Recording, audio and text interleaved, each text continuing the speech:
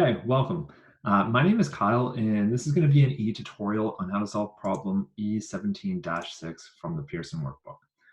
So we have some accounting records, and they reveal the following information at year end. So we have some financial data here, and what we need to do is compute cash flows from operating activities by the indirect method. That's requirement number one.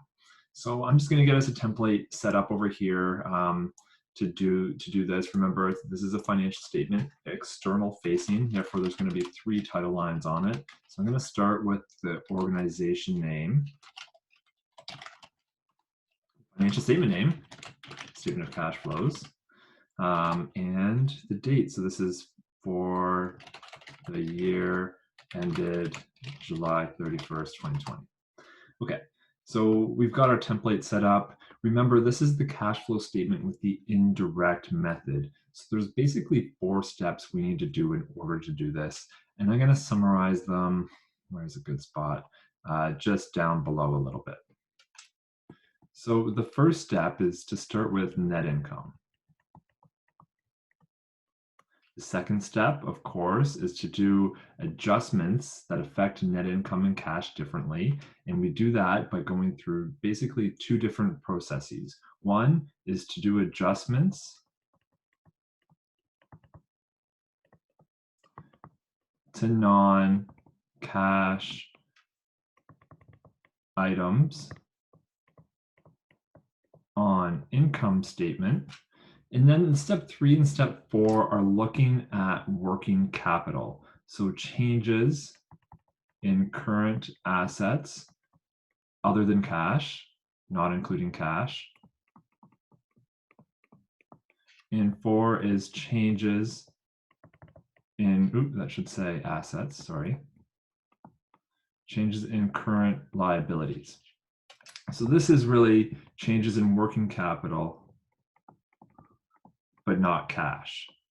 So these are the 4 steps we need to do in order to prepare an income statement with the indirect method, step 1, really just starting with the net income. Remember, there's 3 sections on the cash flow statement. So we have cash flows from operations, cash flows from investing, cash flows from financing. I should be writing activities.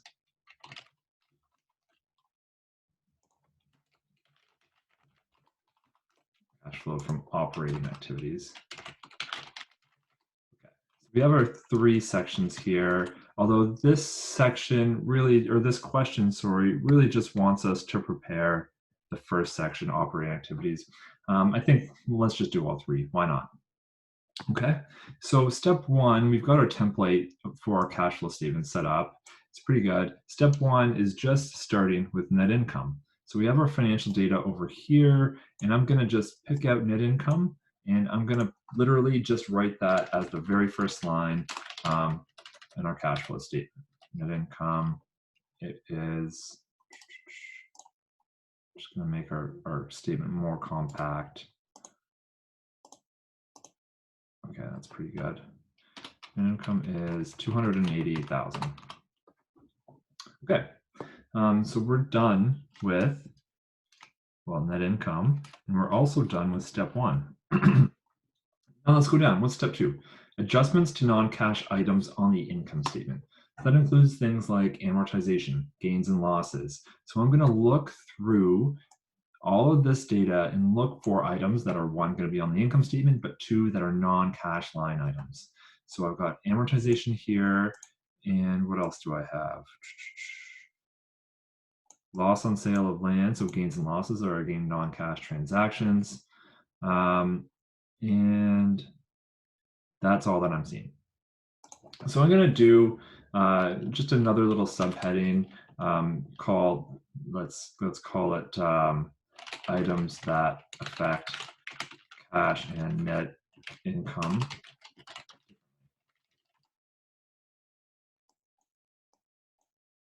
Oops. And I've got, what was it? Amortization. And that, of course, gets added back. Why? Because amortization is a non-cash expense on the income statement, so it lowered net income, but it was non-cash, so we need to add it back to get the cash impact from operating activities. And the same thing is true of loss on sale of land. This is a non-cash transaction on the income statement, but since it was a loss, it impacted net income, it lowered net income, but since it lowered net income, it was non-cash, we need to add it back. So hopefully that makes sense to you. That was all of the non-cash line items that I see. So I'm going to cross those out to indicate that we're done with them. And we've done the adjustments to non-cash items on the income statement. That was step 2. And I'm going to unhighlight this and go down to step 3. Okay, so step 3 is looking at working capital items. And the first step is to look at changes in current assets other than cash. So if there's cash here, we don't need to be concerned with it. We just need to look at what are the changes to the non-cash, or sorry, yeah, changes to the non-cash items that are included within working capital, starting first with the current assets. So I'm going to just highlight what I see. I see a collection of accounts receivable. I know that that is going to be included within a current asset.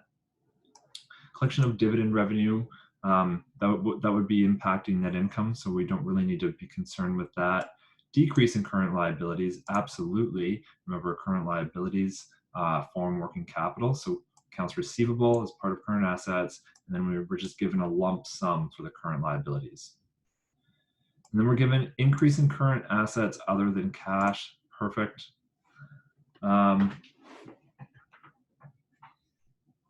And payment of accounts payable, payment of dividends, payment of income tax, payment of interest, and payment of salaries and wages. So we're given a lot of information here. Remember, we're doing the indirect method, so we don't really need to know this in order to solve this problem. And what I want to highlight here is this collection of accounts receivable. Well, I've highlighted that. Let's think about what that transaction is. So we're given this grand total of changes in current assets. That's actually all we need to know in order to prepare this problem. We need to know the total changes in current assets in order to put it on our cash flow statement from operating activities. Remember, we are looking for adjustments other than cash. This accounts receivable, collection of accounts receivable, the journal entry would of course be cash lower AR. So we don't need to know this in order to solve this problem. So I'm just going to cross that out. Oops. Since we're given the total increases in current liabilities and current assets other than cash, that's all we need to know in order to solve this problem. So I'm going to write increase in current assets, not include cash. And I'm going to deduct that. And what else was there? That was the current assets other than cash and decrease in current liabilities. I'm going to deduct that as well. Why do I deduct a decrease in current liabilities? Well, let's just think about this. So included within current liabilities is an account like accounts payable. If accounts payable goes down, that means, well, we paid our accounts payable balance, so cash went out. That's why I deducted here. So now I'm given this grand total. I've added up everything I need to add up. So I'm going to, at least for the operating section, add this up, and then I'm going to say cash flow from operating activities and add these together. Perfect. And then we're actually done now with what this problem asked us to do. It asked us to prepare the operating activities section by the indirect method. This is exactly what we've done. Cash flow was negative. So that's really not great. Cash flow from operations for a successful company should be positive. So this is a negative indication. Therefore, we can say with part 2, the operating cash flow section is weak. Now, I was going to do included within this problem cash flow from investing activities. Now, we're given some information here, acquisition of land. So let's just assume that they paid for that entirely with cash. So I'm going to put land, and since that's an acquisition of land paid with cash, that's going to be negative 444,000. That's cash going out of the door. We've already incorporated the loss on sale. That's an operating activity.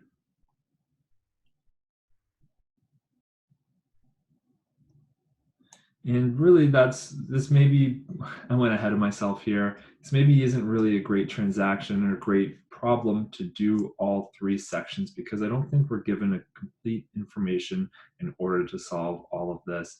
We're just given the acquisition of land, and we're not given any information related to financing activities. So net cash provided from investing, of course, is going to be negative. It's just the one line item. So if I put a total, that would be the total. And then we're not given any information at all about financing, so we're not able to do it. I don't see any share related information or any debt related information within the financials that are given here. So the cash flow section for financing would be blank, and then overall net change in cash is going to be the 24,000 plus the negative 444,000. So overall for this organization, it went down by $468,000 for the period. So this was problem, what was it? E17-6 from the Pearson workbook. And what we were trying to do here was compute the cash flow by operating activities using the indirect method, and that's what we've done. While a complete cash flow statement does have these other 2 sections, this problem wasn't really a great example of trying to complete and trying to do a complete cash flow statement, just because there are no financing related activities included within this problem. But otherwise, I hope that you found this tutorial useful. My name is Kyle. Have a great day.